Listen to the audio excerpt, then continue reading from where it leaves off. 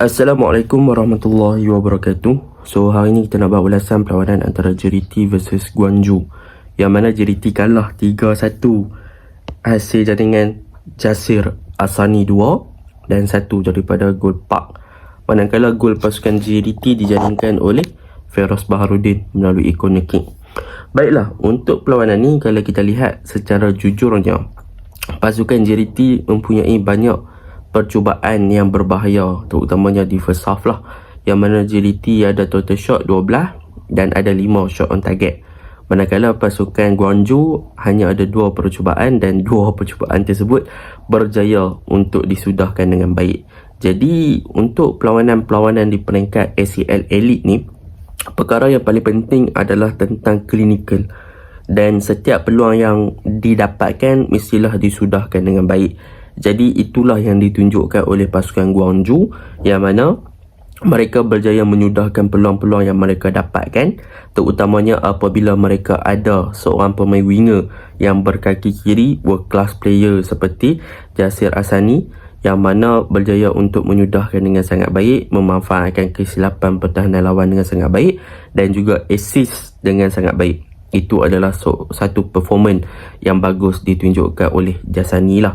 Dan kalau kita nak tahu, Asani ni memang adalah player yang hot di peringkat ACL Elite untuk tahun ni, dan dia berada dalam senarai top scorer kan. Jadi benda tu memang telah dibuktikan oleh beliau sekali lagi pada perlawanan semalam.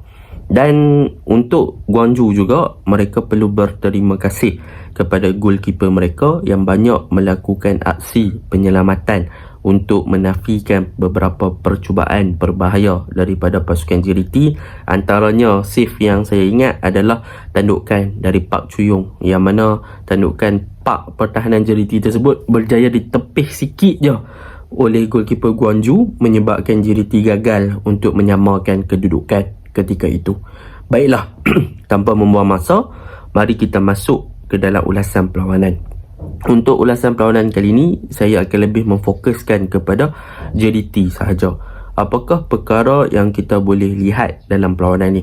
Baiklah, perkara pertama yang kita boleh lihat dalam perlawanan ni adalah daripada segi transition yang agak orang kata apa, tidak terlalu okey apa yang ditunjukkan oleh pasukan JDT, terutamanya kalau kita lihat daripada segi defensive side lah. Yang pertama, kita boleh tengok gol pertama pasukan Guangzhou, yang mana Guangzhou waktu tu mereka memegang bola dan mereka terus attack dengan satu hantaran jauh dari bahagian pertahanan ke bahagian hadapan mereka, dan pemain pasukan JDT iaitu Park gagal untuk menandingi pemain serangan di hadapan, menyebabkan beliau kehilangan, orang kata apa, beliau tidak berjaya mencuri bola ataupun tidak memenangi duel ketika itu, dan pasukan JDT ketika itu lambat untuk membentuk transition lebih kepada back 5. Sebab apa yang perlu kita faham, sewaktu bertahan ataupun sewaktu menyerang, pasukan JDT akan lebih bermain dalam situasi back 3. Jadi bila bertahan, mereka akan lebih memfokuskan kepada back 5. Tetapi ketika situasi ataupun transition tersebut daripada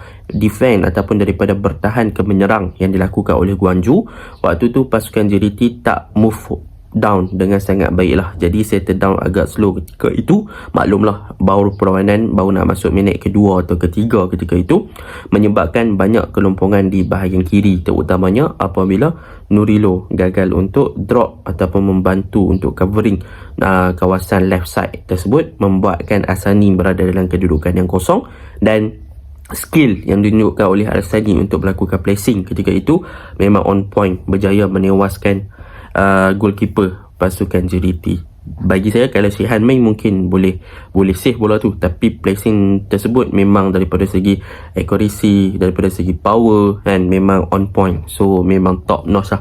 Dan gol yang kedua yang dijaringkan oleh pasukan Guangzhou adalah mereka memanfaatkan kesilapan pertahanan JDT iaitu Feroz Baharudin, yang mana waktu tu JDT nak build up dari bahagian bawah lah macam biasa penggunaan back 3, tetapi Feroz Baharudin seakan-akan bila dia sentuh bola dia lambat buat decision, and Asani sekali lagi memanfaatkan kesilapan tersebut dan menyudahkan dalam situasi one on one dengan goalkeeper pasukan JDT, yang mana dalam situasi 1-on-1 tu selalunya kalau kita biasa tengok Shihan dia akan save, tapi goalkeeper JDT yang ni dia biasalah jumpa dengan world class player memang susah sikit lah kan. So Asani sekali lagi meledak. Jadi benda tersebut yang mengganggu kepada pasukan JDT punya build-up play dan mereka punya transition yang pertama yang menyebabkan mereka lambat untuk settle down dihukum dengan baik oleh barisan hadapan pasukan Guangzhou, terutamanya Asani lah, dan dia adalah seorang wira lah untuk Guangzhou.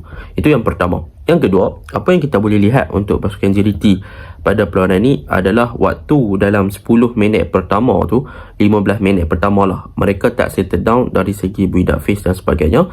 Tetapi apa yang kita boleh lihat, selepas 15 minit pertama barulah kita nampak kelibat dan juga peranan daripada Yuan Muniz untuk menggerakkan bahagian tengah, dan mereka berjaya untuk mencipta gerakan demi gerakan untuk melakukan penetration ke arah gawang pasukan Guangzhou lah. Dan untuk game ni kalau kita lihat, mereka lebih mengharapkan kepada gerakan yang dilakukan oleh Murillo di bahagian kiri sewaktu awal game. Tetapi lepas Feroz buat kesilapan, mereka lebih memfokuskan kepada gerakan di bahagian kanan dengan penggunaan Arif Aiman pula. Cumanya untuk game ni bahagian tengah, apa yang JDT hilang adalah bagaimana mereka nak membentuk combination play dan juga link up play dengan Josh Obregon. Yang mana untuk game ni boleh saya katakan Obregon tak terlalu bertindak dengan sangat baik as a striker, dan juga bahagian tengah tak boleh nak connect very well bersama dengan Josh Obregon.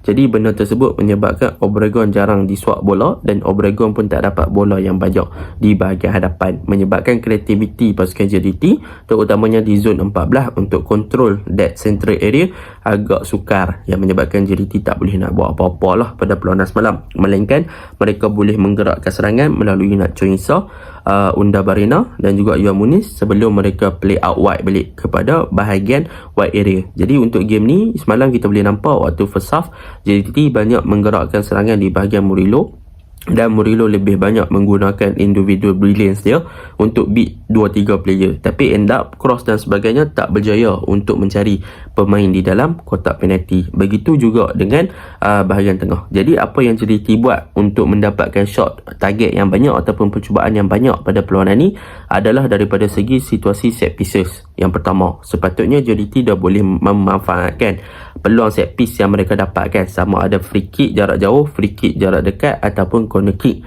Sebab semalam kalau kita lihat, Feroz berjaya redeem balik untuk memasukkan dia punya kesilapan lah. Selepas dia buat mistake yang gol kedua Guangzhou tu, dia berjaya untuk score kan daripada segi corner kick, dan benda tu repetition ataupun berlakunya perulangan yang banyak daripada segi situasi corner kick yang sepatutnya JDT boleh manfaatkan. Contohnya ada free kick yang mana Yuan Muniz meletakkan bola kepada Oscar lebih macam tu kan. Lepas tu banyak daripada situasi corner kick yang boleh dikatakan bola terbias ataupun terkeluar apabila di-intercept oleh pemain-pemain pasukan Guangzhou, dan bola tersebut pemain JDT dapat balik, and then bola rebound lah, bola JDT dapat balik shoot, tetapi kurang klinikal kan. Jadi dah berjaya di block ataupun di save ataupun agak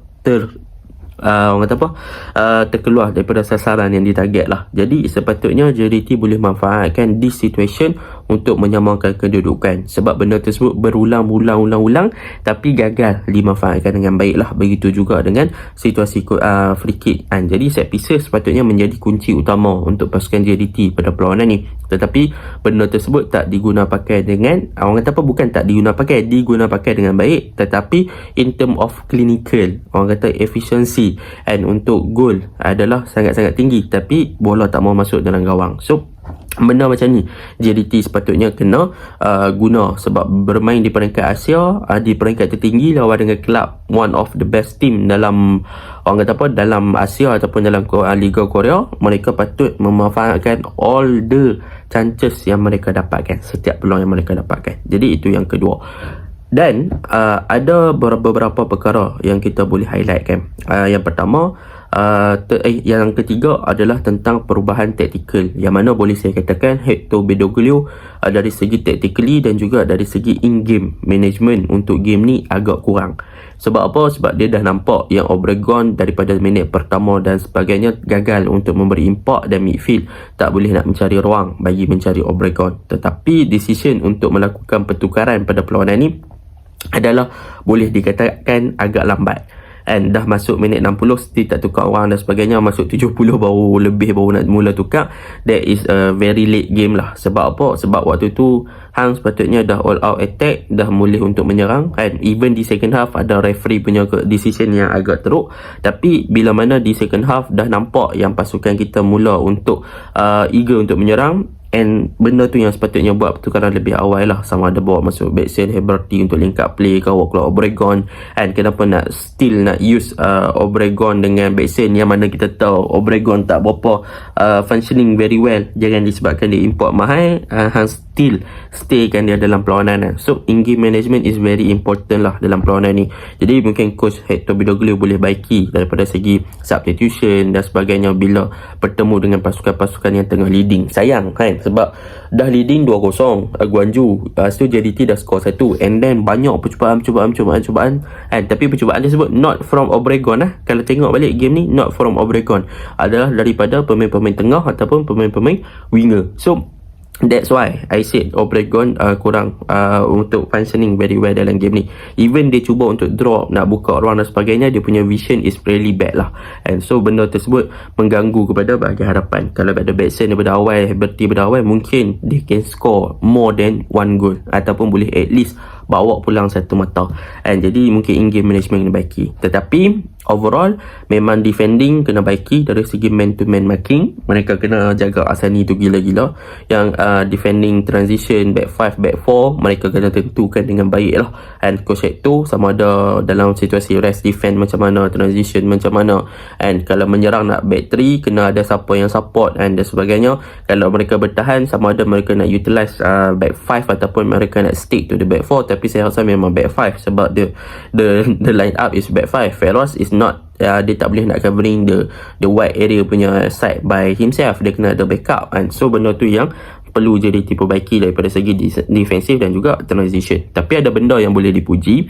Antaranya untuk game ni, midfield sebenarnya bagus. Kalau kita tengok Unda Barena, Yohan Muniz, Nak Choo Insah, game ni Nak Choo Insah perform gila-gila bang lah.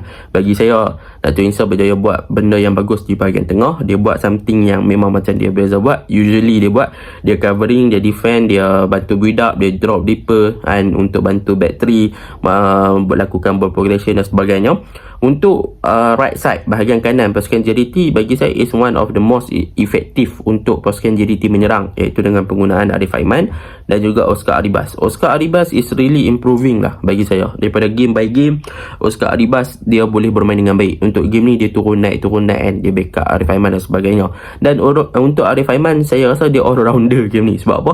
Daripada kanan dia buat, daripada tengah dia masuk, daripada bahagian kiri dia buat, berapa gerakan dia masuk, and memang dia perform. Tapi sayang tak gol je kan, beberapa percubaan yang dibuat tapi sayang tak gol. Tapi itu tidak menidakkan yang Arif Aiman ada melakukan sesuatu yang penting dalam game ni. Tetapi macam biasalah saya cakap, kurang klinikal je untuk game ni. Dan goalkeeper dan juga defend Guangzhou sangat bagus, dan mereka bermain dengan approach yang lebih direct dan lebih menggunakan technical individu yang ada pada Asani untuk menang. Jadi that is a good thing lah. Untuk Murillo is a good in term of attacking, but in term of defending is really lack of something lah. Defensive duty dia kurang sikit, tapi of individual play in term of attacking, menyerang, tak ada masalah. And Obregon mungkin dia patut direhatkan sementara lah kot, and better Bexen Heberty ke. Tapi kalau nak guna Bexen Obregon pun tak ada masalah, mungkin boleh letakkan Heberty sama. Tapi make sure Yohan Muniz tu ada, sebab nadi utama JDT adalah Yohan Muniz. Jadi ulasan saya,